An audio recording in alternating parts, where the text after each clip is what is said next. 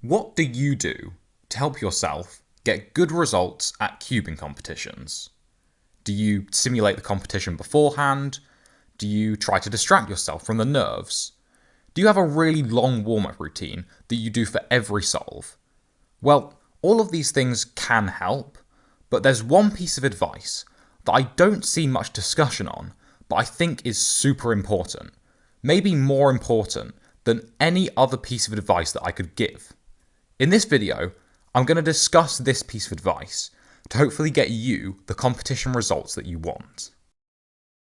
If you've ever played any physical sport, you've probably heard something along the lines of, it's as much a mental game as a physical one.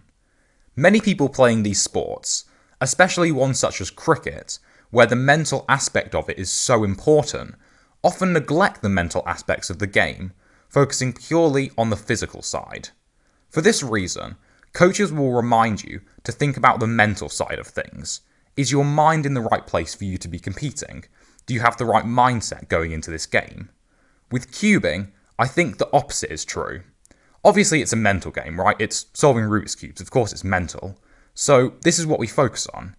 Any competition advice we give focuses on reducing nerves, making yourself feel comfortable, all of that stuff. However, this ignores the physical aspect of cubing. If you're tired, or if you're hungry, there's no way that you're going to perform at your best. So this is where the competition advice comes in.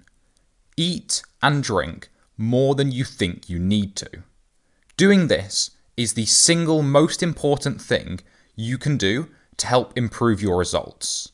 It's not enough to eat just so that you don't feel hungry. You start performing poorly due to lack of food a lot earlier than you feel hungry. When you're at a cubing competition, you're going to be on high adrenaline, possibly for an entire weekend. This means that you often don't notice that you're hungry.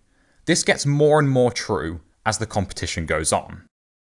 You see in competitions a lot of the time that people start to do badly towards the end of the competition. A lot of this is most likely due to the fact that they are not eating and drinking enough. When you're at a cubing competition, your body is not a reliable source in order to determine how much and when you should be eating. As I mentioned earlier, it's not enough to eat or drink only when you feel hungry or thirsty. You have to actively keep your body fueled. Get like a load of bananas and protein bars or whatever you like that has good nutritional value and eat that throughout the competition. Eat much more than you think you need. As I said, you will start performing worse due to hunger a lot earlier than you feel hungry. Just because you don't feel or haven't felt hungry at cubing competitions before doesn't mean that this piece of advice doesn't apply to you. There is a very good chance that you have performed poorly due to hunger at cubing competitions in the past and don't even know it. Let's finish with a personal story. Why am I making this video? Well, I went to 2 competitions in which I competed in both days, and the pyraminx final was one of the last rounds of the final day. In the rounds leading up to the final, I got all sub 3 averages, then got an average over 3.5 in both finals. While I didn't realise this at the time, I think it's clear that this was due to me not eating enough. In the last competition I went to, I really focused on eating and drinking a lot.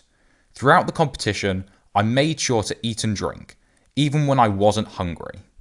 In the pyraminx final, the second last event of the day, I got a 238 average, my best average of the competition.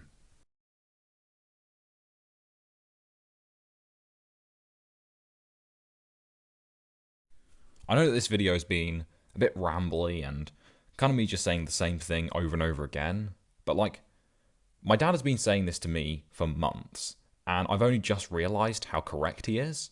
So how can I expect to get this point across to you in a 5-minute video where I would not have, I wouldn't have watched this video and got that point that I'm trying to put across to you now. But it's really important and you should focus on it. Eat and drink a lot, okay? like and subscribe, and I'll see you on the next video.